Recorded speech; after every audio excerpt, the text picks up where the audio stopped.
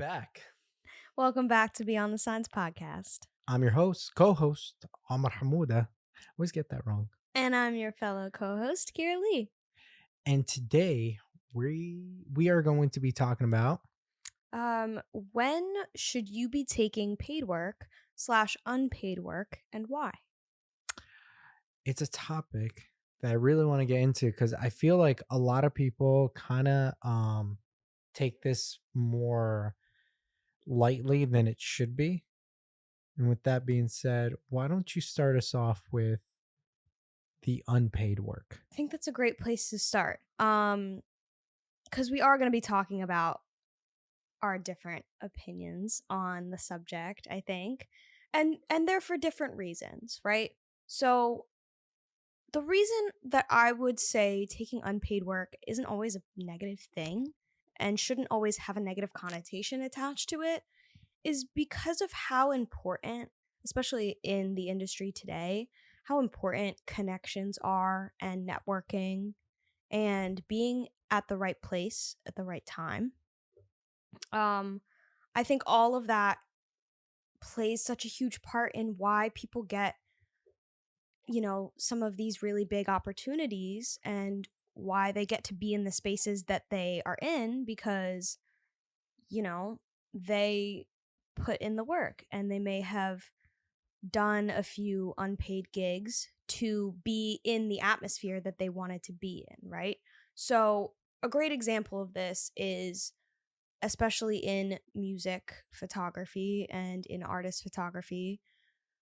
I see a lot of photographers struggling with whether or not they should be just happy to be, shooting a really big artist and take it at that, or whether they should be pushing more to get paid for their work as well. And I believe that there's situations where both are necessary. I believe unpaid work or pro bono work for concert photography is definitely necessary, and artists, working with artists, because there's a demand for being in that space right now. Like everybody wants to be in that space. They want to be able to get, it's so competitive to get into concerts and festivals, especially now in 2022. It's harder than ever, I think. I think 5+ years ago, there's a really good chance you'd be successful with sneaking into a show without a photo pass and just being able to shoot, a really crazy artist and not even have to jump through all these hoops to get there. And now it's like, it's a lot more, restrictive in the way that they do that. So in that case, I think with how hard it is now, I think there's a really good space there to learn from those experiences, even if you're not getting paid from them, and just soaking up all that knowledge that you get from being in that environment, being in that atmosphere. Take advantage of the type of people that are in that atmosphere, managers, people who set up the stage, tour managers, and people who manage the lighting, and just all these different, roles that you might not think are super important. Those people have the most major connections you would never even know to get you to the a paid opportunity in the future. And that's why I think that realizing that is so important. Right. And I feel I do agree with you on some points, but there are other points where I don't think necessarily. I think the like here's my input about it is that I don't think it should be necessarily free. Even if you're getting something out of it, that isn't considered free to me, right? So experience, of course, everyone says experience, right? I feel, what does that experience mean to you? Where is it going to put you in your career is where I think that could be the investment that you make. So it's like literally getting paid through experience. But if it's like someone randomly saying, "Oh, you need experience taking photos or doing video," no. Like if it has some crazy connections behind it, yes, do it. But at the same time, I would say at least get something up front, because at least here's my take about it. You won't do a good job unless if there's something being on the table, right? Let's say like you do go on tour and start taking photos of a medium artist. At least have something written down. If XYZ happens, then BYA happens, right? Mm, mm. That's where I see that being valid, because at least there's a guarantee for something. I think it's the whole notion of not taking a risk on a very risky gamble, because they get the benefits right there and then, but you don't right away. And I think that's where I have a hard time doing a free gig. In the past, I've done free gigs. We've all been a victim of it, right? Here and there, because we were granted, oh, it's going to be um like it's going to be profitable, it's going to be a good experience, a good resume to put on. But some honestly, most of those gigs I got for free, I don't even put on my resume because I didn't put my heart and soul into it. Mm. When I know I'm being compensated for something, I'm going to put my heart and soul into it, because they've respected me a lot to give me a compensation, so in turn I will give them the same in return. Does that make sense? Absolutely.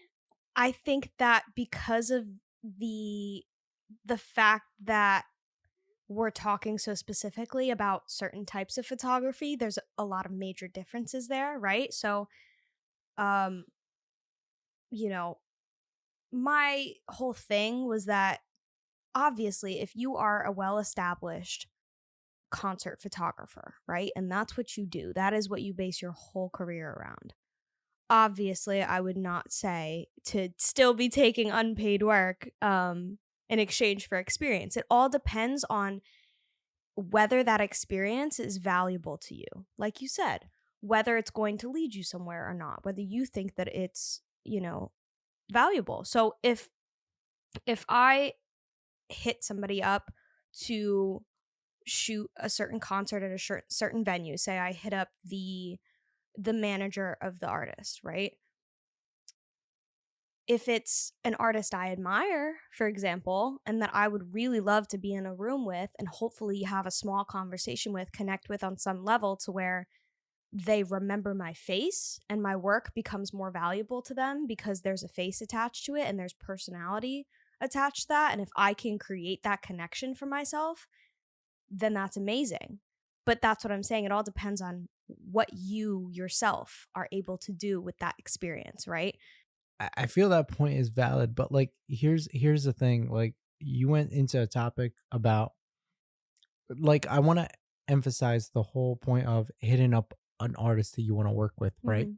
And I think we're going into more or less like, I guess event shooting, event concert photography, because I think this is where like most people get hung up on. It's like, whether should I do it for free or not? Because most of these artists, whether they're starting or whether they have a lot of people who would do it for them for free, right? Now the main question is this someone that you admire, that you're willing to do that for them because you'll get the, that you get the exposure from them, right? Which that could be in turn like your own like marketing budget could literally go into that. Or is it necessarily someone that you could care less for, but they hit you up saying that they want this and they can't pay you too much, you know what I See, mean? that's a different absolutely, and that's what I was going to bring up next. Is the fact that first of all, it does depend all on what you believe you can do from with that experience, whether you're going to be able to benefit from it in any way. Because if it is somebody that you admire that you're working with, or it is a even outside of concert or artist photography, if it's a company that you have always wanted to work with, or that you could see yourself gaining a lot of really like beneficial connections and experience from, that's one thing. But it also, you're right, it does depend on whether that person hits you up or whether you're hitting somebody up. Right, and that could be its own topic on its own, because there were multiple times, and I know I'm gonna go off track a little bit, where people have hit me up, and actually, it's not even off track, it's on the same track, but it could be like a separate topic on its own, where people have hit me up and they're like, oh, but I won't be able to pay. Like, would it be like experience and stuff like that? Or when I hit someone up and they ask me how much it is, it really depends on, like, for me, if I hit anyone up, I don't expect them to pay. I was just going to say, I think the exact same way about that. Exactly. Like, but if they were to hit me up, then it's something that they want. It's Right. different when I hit them up because I want something from them. Right. And They're it's asking you to provide something of quality for exactly. them. So you in turn would have to ask for them, right? Right.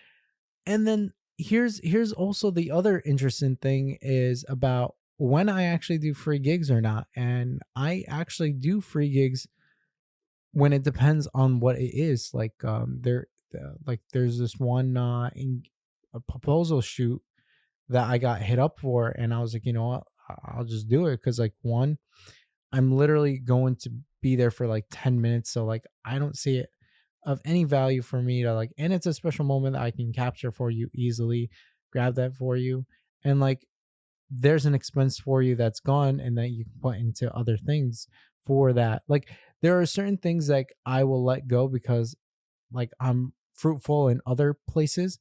And that's where for me, like I think that's why I also charge higher for other, not other clients, but I charge high, I agree. is that I'm able to do shoots for free and people are happy with it. Like I never want a client to be upset with me because I was like, oh, or never get a chance to work with me because of the price points I put myself up to. But then again, like that's why I prefer taking corporate shoots. So whenever I do like intimate shoots, kind of like proposals or mainly proposals in like a one-on-one thing, I rather not anyone try to like give me a compensation from that because they felt like usually it's like this hard thing where it's like I don't want to pay but I have to pay because it's an expense and it's something that I want to keep for the rest of my life, right? A lot of people take advantage of that. I That's when I'll draw the line and say, hey, no, this is stuff that I want to do because I like I find it like intimate and like very very honest. Mhm. And that's when, like, it's interesting where my perspective changed when it comes to like free shoots and like what to be paid and stuff like that. No, but I see that. I see where you're coming from with that. I see the thought process behind it. And going back to just in general, like, don't get me wrong, I definitely took unpaid work in my career for way too long, personally.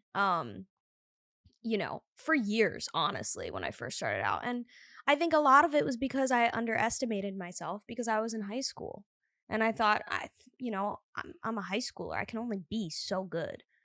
But I am here to tell anybody who's watching this who is, under 20 or even under 18 and you're doing photography or videography and you want to start profiting from that in a financial way or in any way, it does not your age does not matter. Oh yeah, no, Absolutely. absolutely. And I wish I would have known that back then to realize my true worth and my true potential because I would not have taken the amount of unpaid gigs that I did.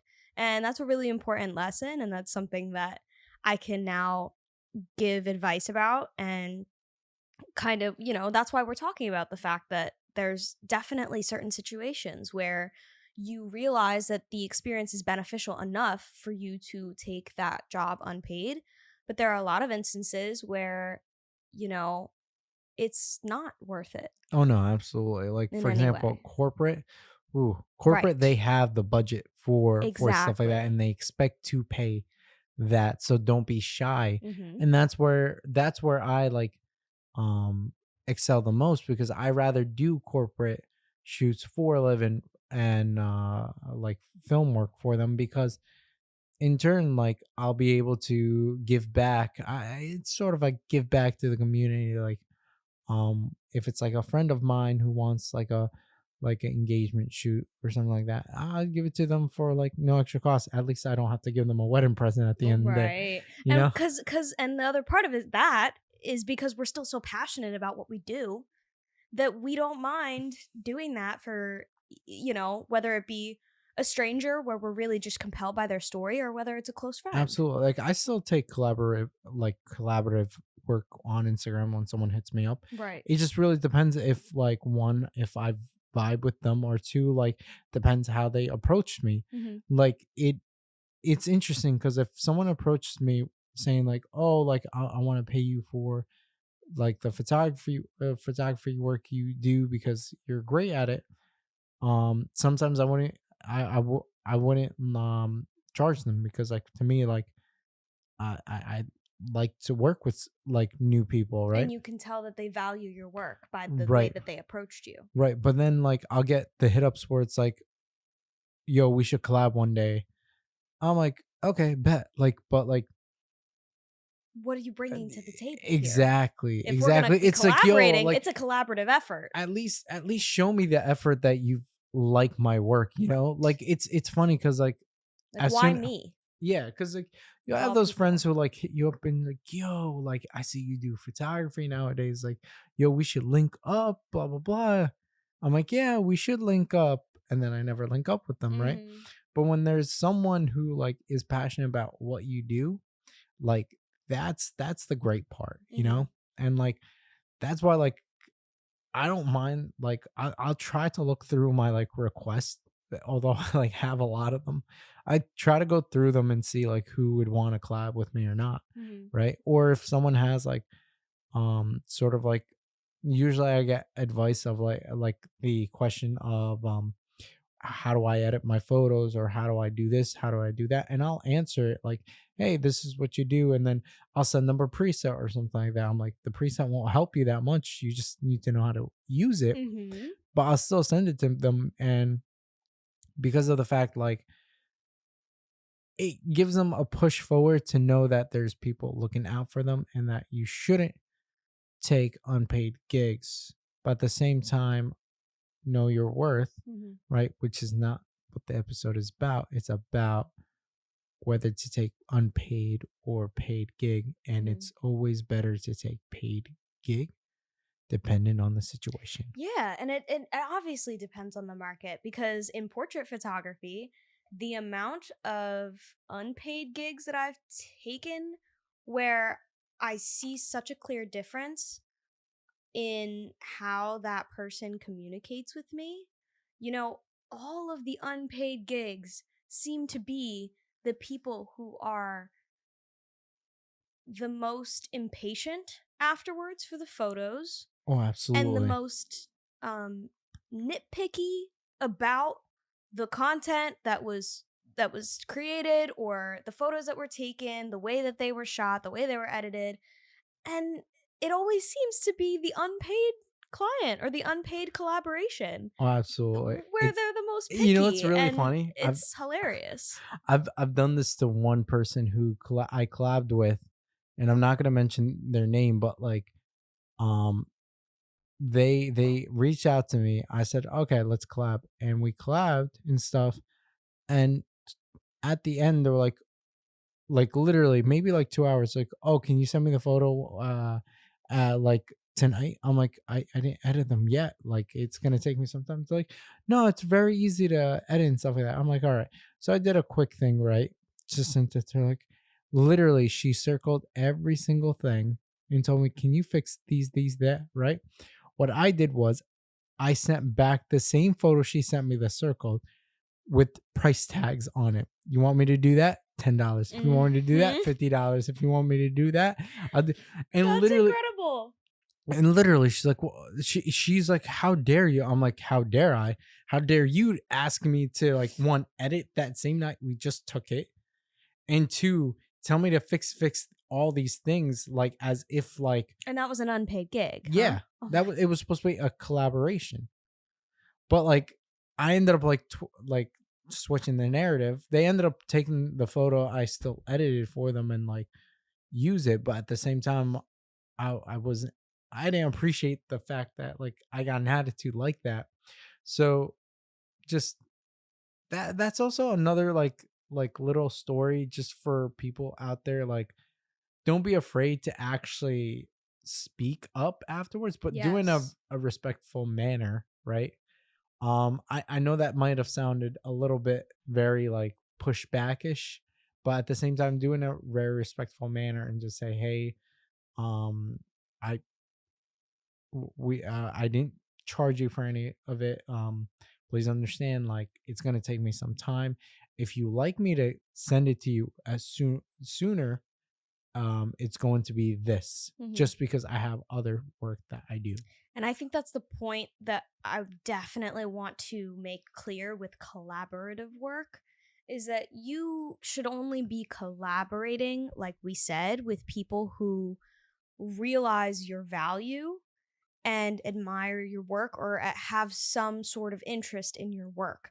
Because if they just see you as, someone with the word free written on their forehead in Oh, Sharpie, they'll abuse it. they'll abuse it. They're more than likely to abuse it. But if they're coming to you collaboratively with not only value that they can provide, but value that they already can recognize in you, that's the difference in taking that paid slash unpaid work. And obviously there's different industries and different niches within photography or videography that we talked about in today's episode, but I hope that that brings some clarity to some people in terms of where to draw that line, I Yeah, guess. absolutely. And with that being said, thank you for watching and thank you for staying tuned. And hopefully, no one ever screws around with you like that ever again.